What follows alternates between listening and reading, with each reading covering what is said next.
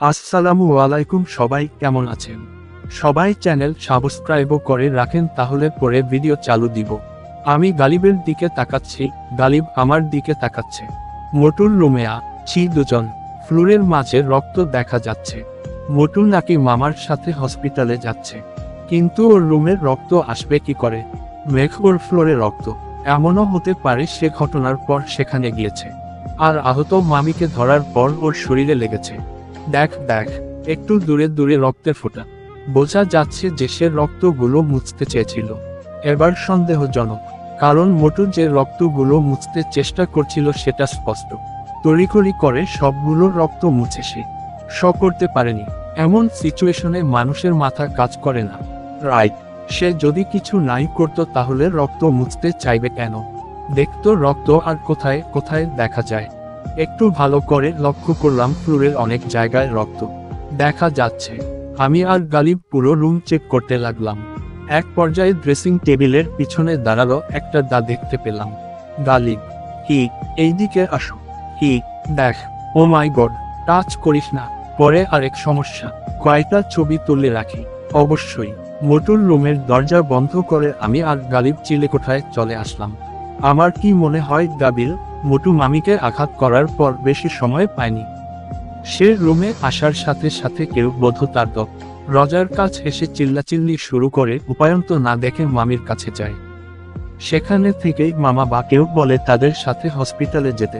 খুমম রুমের দরজা পর্যন্ত বন্ধ করার সময় পায়নি। কিন্তু তরির সাথে তার সম্পর্ক কি?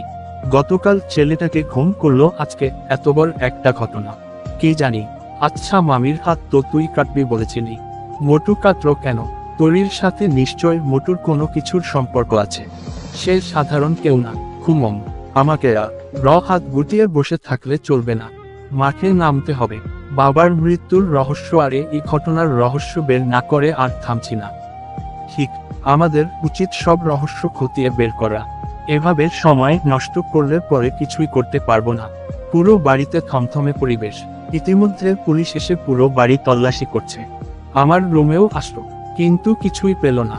পুলিশের সাথে আবার নিচে নামলাম। কয়েকজন পুলিশ মোটুর রুমে ঢুকলো। একটু থমকে গেলাম, এবার বোধহয় মোটু ধরা পড়বে। বাম দিকে তাকাতেই আবার থমকে গেলাম। মোটু আমার সাথেই দাঁড়িয়ে আছে, তার মানে সে হসপিটালে যায়নি। পরের দিন বিকেল বেলা পরিকল্পনা করে মোটুকে চিলেকোঠায় নিয়ে আসলো গালিব। তারা রুমে প্রবেশ করতেই আমি মোটুর মুখে ট্রাঙ্কুলাইজার মেডিসিনটা স্প্রে করলাম। সে সাথে সাথে নেতিয়ে পড়ল। গালিব খাটের পার সাথে মোটুকে আষ্টে পৃষ্ঠে বেঁধে ফেলল। মেডিসিনটা সকাল বেলা অনেক কষ্টে একটা হসপিটাল থেকে সংগ্রহ করেছি, জাস্ট এই কাজটার জন্য। তবে সামনে আরো কাজে আসতে পারে। মুখে পানি ছিটিয়ে দিতেই তার ঘুম ভাঙল। মনে করেছিলাম সে ছুটার জন্য জোরাজোরি করবে, কিন্তু না, সে চুপ করে বসে আছে। আমি টেবিল থেকে গ্লাসটা হাতে নিলাম। আমি বললাম, কি নাম তোর? সত্যি সত্যি বল, না হয় হাতের নখ সবগুলো উপরে ফেলবো। তার আর দরকার নেই, চুপ হয়ে বসেন, আমি বলছি। আপোষে বললে তো ভালোই। গালিবকে চোখে ইশারা দিলাম রেকর্ডিং করার জন্য। মোটু বলল, আর একটু সামন, একার এসে রেকর্ডিং করেন, না হয় স্পষ্ট রেকর্ড হবে না। তুমি দেখছি একটু অ্যাডভান্স। গালিব, রেকর্ড বন্ধ কর। ঠিক আছে, এবার বলো তোমার পরিচয়। আমার নাম তন্ম, বাড়ি ঢাকায়। তোর উদ্দেশ্য কি? তরি আমার আপন বোন। তোমার আম্মু তরিকে চুরি করে নিয়ে এসেছিল। কবে? তরির বয়স যখন 2 মাস তখন। তুই জানলি কি করে? -18 বছর আগে আমরা ছিলাম অন্তত গরিব। আমি তখন টোকাই ছিলাম। তরির জন্ম 2 মাস, এর মাঝেই আম্মু টুকটাক কাজ শুরু করে দেয়। কি করবে বলেন? গরিব মানুষ, না খেয়ে থাকতে হবে। তরি আম্মুর পেটে থাকতেই আব্বু তখন নতুন আরেকটা বিয়ে করে অন্য কোথাও চলে যায়।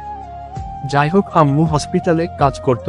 নতুন বাচ্চার কাচ্চা হলে মায়ের বাবাচ্চু আকার সেবা যত্ন করত।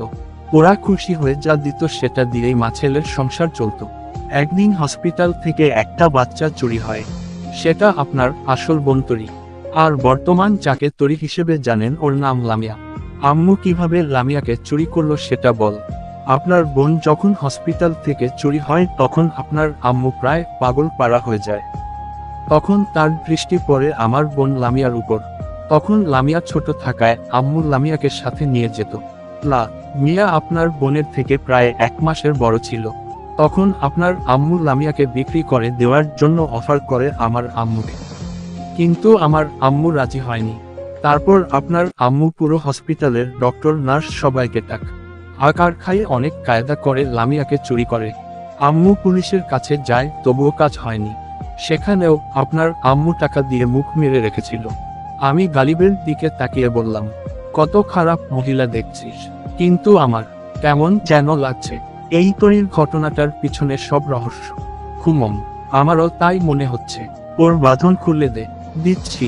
খুব সম্ভবত আম্মুর এই চুরির বিষয়টা মেনে নিতে পারছিল না, আর এটা নিয়ে ঝগড়া হয় তাদের মা যে দীর্ঘদিন।